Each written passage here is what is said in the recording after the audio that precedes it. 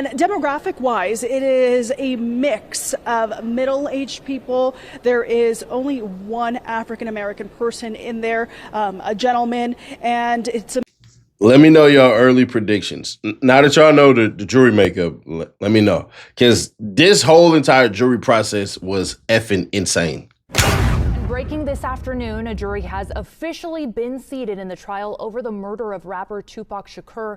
Fox 5's Victoria Saha joins us live from the courthouse. Victoria, what can you tell us? Hey, Carla, after nearly 4 days of jury selection, we now have a jury of 16 people for this trial that's now 30 years in the making. We have 10 women and 6 men that will be seated in that jury box. So we didn't expect it to go so quickly today. We thought it was going to be another day of questioning as well. It did start off with questioning one juror who state prosecutors say had lied about his criminal history earlier in the week. There was some clarification about his answers, and ultimately the judge decided that, okay, he can probably move on. There was no reason to believe he was trying to deceive the defense or the state prosecutors as well. And demographic-wise, it is a mix of middle-aged people. There is only one African-American person in there, a gentleman, and it's a mix of maybe middle-aged, young. I think the youngest person might be in his early 20s. He was one that was questioned yesterday. But today, as all the jurors were walking in, Dwayne Davis was watching them very carefully as they walked in. And we were waiting for the state and the defense to question those 36 jurors originally even further. Each side had about 10 strikes until they narrowed that 36 down to about 16. So we don't know exactly how they narrowed it down. After a brief pause, the judge was able to just read off several names, and those names were the ones that were going to be escorted out. They were not going to be on the jury.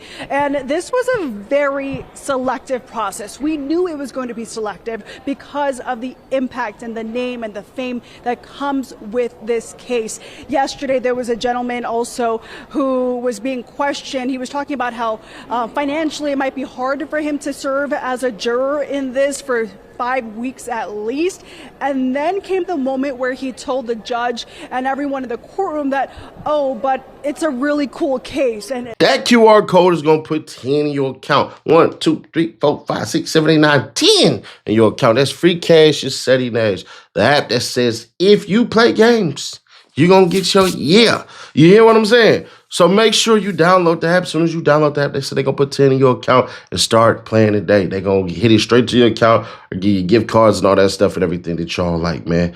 Free cash, Ceddy Nash on a Wednesday. Time to spends day. Time to Wednesday, W-I-N-S, because a lot of y'all don't know how to spell Wednesday. It's actually Wednesday. Yeah, I know. Crazy, huh? But hey, let's get to the content. Yeah, get your ass on out of here. Bye. The fact the fact that this fool said, it'd be pretty cool, that lets you know he don't deserve to be there. And more than likely, I think he would have voted him guilty just because it sounded like, and no disrespect in how I say this, sound like Buddy was a Pac fan. Yeah, it's one of those things. And you know, when they do jury selection, the way that they act like they doing this shit, they act like, oh, we are finding the best of the best and we are getting whatever, and all this other shit. And it sounds good. It sounds great. But then you realize in actuality, you're really trying to find people who are oblivious, but they also know the power that a prosecutor has in the thought process subconsciously is, well, why the heck would they be bringing up an innocent person? So it's already embedded. And that's why I hate when they have cops come in with uniforms on and shit, because automatically it's like, oh, shit, we should believe him. I don't believe cops should come in personally with uniforms, but we'll finish this one out because this shit gets way more crazier. Roll it. That we knew instantly that is when he was going to be ousted, and that's exactly what happened after a few minutes of private discussion with the judge. That person was excused, so they knew that they had to have a very, very thorough process in this jury selection. They need someone that's going to be impartial and fair to both sides, because again, they have no idea about the case itself, meaning the arrest in this. Mr. Davis is in plain clothes, so as far as the jury knows, he's not behind bars right now. There were snippets of, yes, I saw a little bit on the news, so these jurors were then questioned how much they saw on the news, have they listened to Tupac's music and all that stuff. So it was very interesting to see this process from more than 100 on Monday and Tuesday, and now we have 16 jurors who will serve on this case and decide whether Dwayne Davis is guilty or not guilty. Carla, I'll send it back to you in the studio. Now, Victoria, you have been our eyes and ears inside that courtroom now. Was there a reaction at all when we officially saw that there was going to be those official jurors? No reaction. I think all of us in the media box, we were kind of like surprised that it was so quick. Again, we were prepared for more questioning today of those 36 jurors. They walked in and, really we're now an hour later and they have a final jury, but it's been interesting to just see how thorough both sides were when it came to questioning, because again, their main priority is to make sure this becomes a fair trial and that jury that's going to decide at the end and come in with a verdict is an impartial jury. So they crossed their T's, dotted their I's, did their homework, again, looking up criminal history for anyone who may have lied in that jury box. So it was interesting to have a front row seat to it all. Thank you, Victoria. You can stay up to date on this trial on our free Fox 5 Vegas Plus streaming app. Fox 5 will be right back. Now, there are a ton of people streaming this, and some I didn't expect to stream this, like Vlad is doing the streaming and all that. And I'm like, that's kind of odd. But hey, Vlad will say, and he's taking credit for being the one that saw Tupac's murder. I don't believe that. I believe Keffe D just decided to run his mouth. Keffe D actually popped up on a BET special about Tupac's killing and all this stuff. It basically threw Baby Lane down the goddamn drain, and that was that and all of this shit. Now, the things you should know before the trial actually starts, because there's really only two people who did this dumbass shit.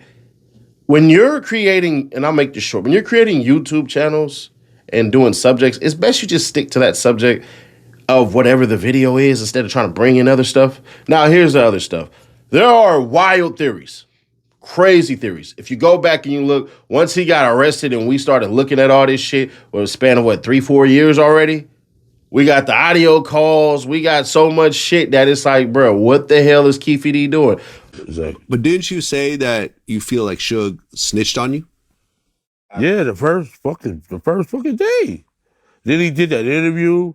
Y'all don't be listening to his words, dude. You know what I'm saying? How do they know my fucking name? LA Time article, Keffe D nephew. That dude, the Moon Man, what's his name? Frank on MTV. The Moon Man. Oh yeah, the news guy. Lumpy. Kurt Loder? Loder, yeah, Loder. Right. Keffe D nephew. Motherfucker, how they know my name? Yeah. How the fuck they know my name? Honestly. And they trying to kill off the head of the snake. That's what it was. So and he told the FBI that shit was meant for him because my friends and Harry O them had a hit out on him. Oh, he said that Harry O had a hit on him. When I went to jail in 98, they was there, the FBI, it took like 70 of us to jail in 98. So they came and they all came to my cell, Keffe D. Like, damn. They're like, You famous out here. Ooh. You got all these people scared of you. Ooh. And one dude like, I thought you was 6'2", 280 pounds. So they finally took me in the interview room. They said, we already know that hit was for Suge Knight because he didn't pay your boys Ultimately, I do believe he gets convicted because it's too much shit that he did afterwards. It's too much reckless talk that he did afterwards. There's so many angles to this. He even basically gives the motive for killing Tupac, which is insane that Diddy ain't in there because what they started off with was this. Oh, Diddy got locked in with the Southside Crips because Diddy wanted to use one of Keffe D's cars and all this shit and everything and use it for a video shoot. And I guess something had damaged on it and Diddy took care of it and then they got cool. They got locked in and you see a young music exec that's worth millions and all that shit. You gonna be like, hey, bro, what's happening? You know, people forget being around proximity to success. You could pick up moves, you could pick up plays, and you can learn how to be successful as well. Other people who would call it dick ride and all this shit, I would ask you the simple question. How did you get your spot exactly? Because it wasn't through, but anyways, yeah, that's a shot. But as far as how it goes, Keffe D is going to be screwed over all of this shit. The book is coming in.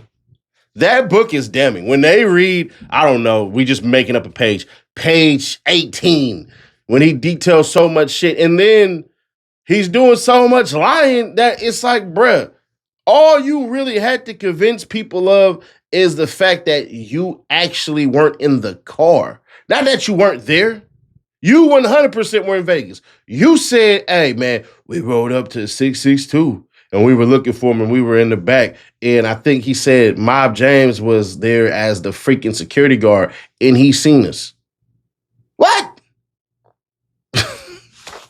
So now you're saying people saw you and all this shit and everything. Then I don't know if they have it or not, but shit, there may be footage from other spaces and places where he actually was. But I'm more curious as to what the hell they found in that garage. Because Keffe D got arrested in Las Vegas, if my memory serves me correct. And he knew he was going to jail. He knew it. When he was doing his interviews, he was, man, you trying to get me to go to jail? And it's like, bruh, you've been saying all this crazy ass shit. You've been doing all this crazy ass shit. Nobody told you to run your flap about any of this shit. He said, and this was his reasoning for doing this. Oh, I got cancer. I'm gonna die soon. I want to leave my family some freaking money. He was advocating people to read the book. He didn't want to answer questions about the book. Vlad and others, they started freaking just basically reading pages out the book, and that's what ultimately just greased him. So stand on that square, bruh. Hang out on that hill. This is your fault. Yeah, they ain't got though. They trying to use my statements against me. You gonna lose, dude. I was paid to say that, stupid ass dude. Yeah. Okay. I was paid to say that, stupid motherfucker. You can't use my against me, stupid. And then what's this book they say you wrote? Yeah, I did. After that dude did that, I didn't breach that contract. He did. Okay. He paid money off carrot top.